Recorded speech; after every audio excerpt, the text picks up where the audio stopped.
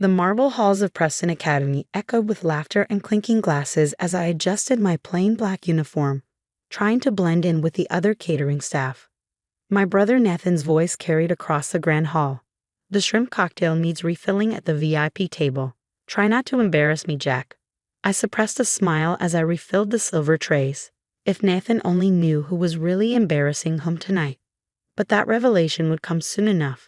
The Preston Academy's 10-year reunion was in full swing, a gathering of America's elite celebrating their shared history at the nation's most prestigious prep school.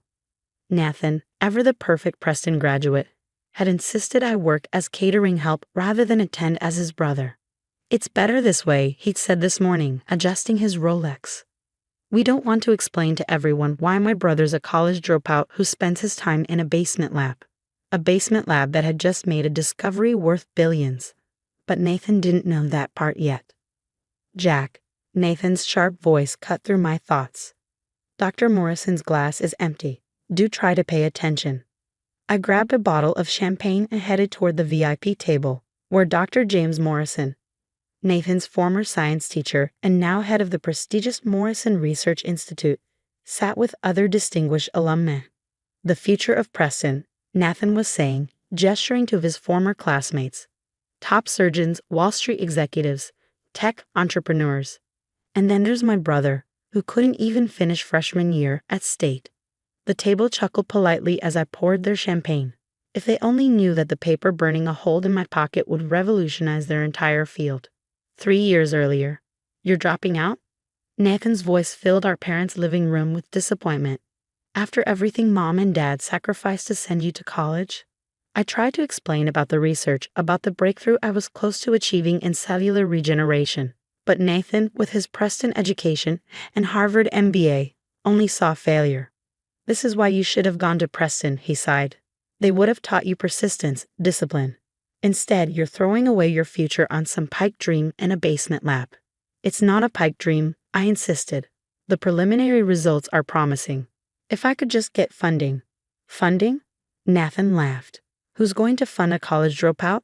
Face it, Jack, you're not cut out for success like the rest of us."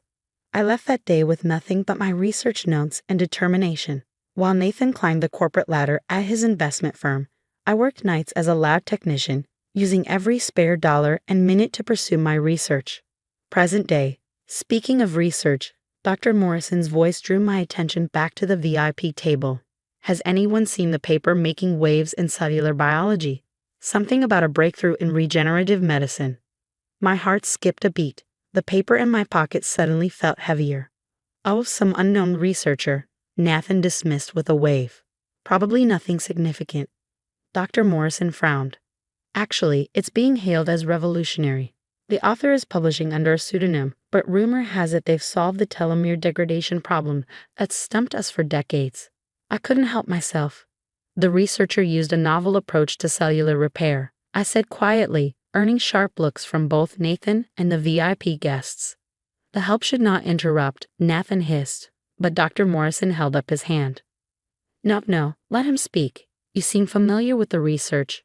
Before I could respond, the doors burst open. Alexandra Chen, CEO of Chen Biotech and one of the world's leading pharmaceutical companies, strode in. She wasn't supposed to arrive for another hour. "Dr. Morrison," she called out, her voice carrying across the hall. "I believe we found our mystery researcher." Nathan stood smoothing his expensive suit. "Ms. Chen, welcome to Preston Academy. I don't believe we were expecting you so." "Where is he?"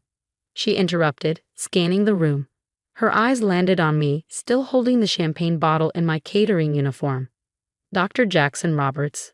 The room went silent. Nathan's champagne glass slipped from his fingers, shattering on the marble floor. "I believe," I said calmly, pulling the research paper from my pocket, "you wanted to discuss my findings on cellular regeneration." Nathan's face had turned an interesting shade of white. What is happening?" Dr. Morrison grabbed the paper, his eyes widening as he read. "This is impossible. You're a dropout, a caterer." Alexander Chen smiled. "A dropout who just revolutionized modern medicine. The telomere repair protocol in this paper, it's worth billions." The silence in Preston Academy's grand hall shattered as Nathan found his voice. This is ridiculous, he sputtered. Jack? My brother Jack. He cleans test tubes in a basement. Your brother, Alexander Chen said coolly, has just revolutionized regenerative medicine. Those test tubes you mock, they contain the future of cellular repair. I placed the champagne bottle carefully on the VIP table, removing my server's apron. Actually, Nathan, I own the lab. Those nights you thought I was working as a janitor? I was running breakthrough experiments in cellular regeneration. Dr. Morrison hadn't looked up from my paper, his fingers trembling slightly as he turned the pages. The telomere repair sequence. It's elegant, so simple, yet we all missed it. How did you? Because he didn't have Preston's resources weighing him down, Alexandra interrupted. No preconceptions, no traditional methods to unlearn. Sometimes the greatest innovations come from outside the system. Nathan's face had cycled through several interesting colors before settling on a sickly pale. But you're a dropout. You work as a caterer. I worked as a lab tech to fund my research, I corrected quietly. And tonight? I wanted to see if 3 years had changed you, Nathan. If you'd learned to look past appearances. The other Preston alumni were furiously Googling on their phones. Whispers spread through the crowd as they found the headlines. Revolutionary cellular repair protocol shakes medical community and mystery researchers' discovery values at $4.2 billion. Why didn't you tell me? Nathan demanded, his voice cracking. I'm your brother. Tell you? I laughed softly, like when I tried to explain my research 3 years ago. You said, and I quote, who's going to fund a college dropout? Alexander Chen stepped forward, placing a contract on the table. Chen Biotech is prepared to fund him. Exclusively. The initial offer is $3 billion, with ongoing royalties.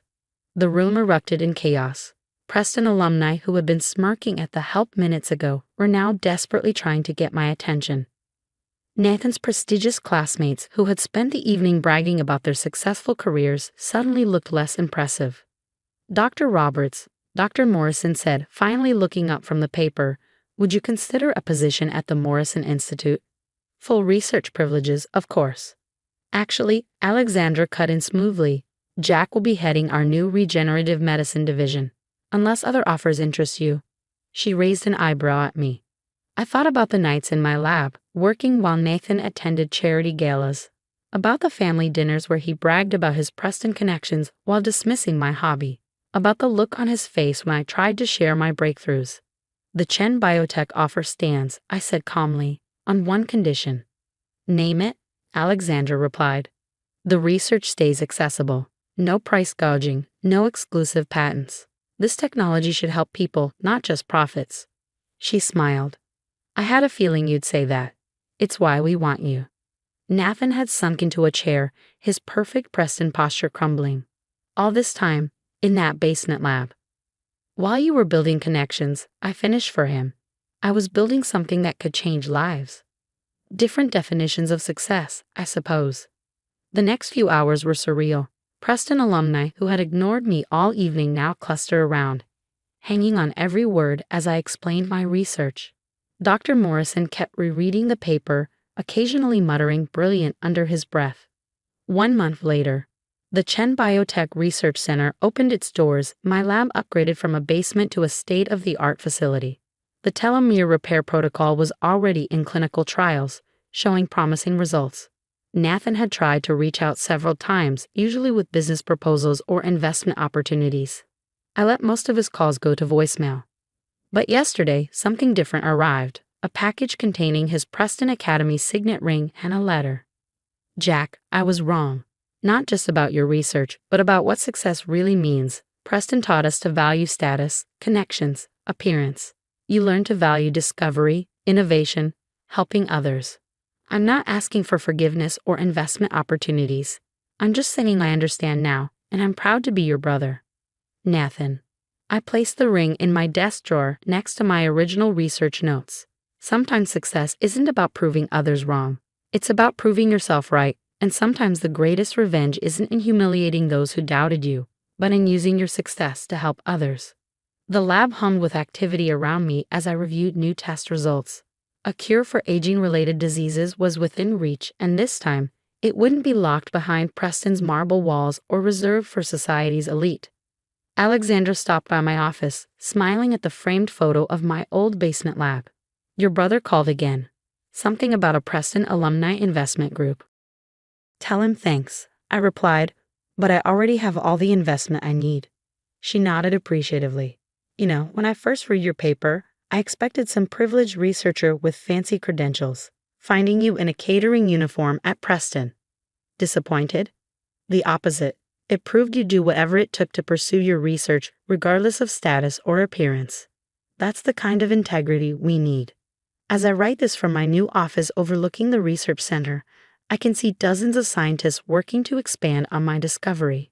None of them care where I went to school or what my brother thinks. They care about the lives we're going to save.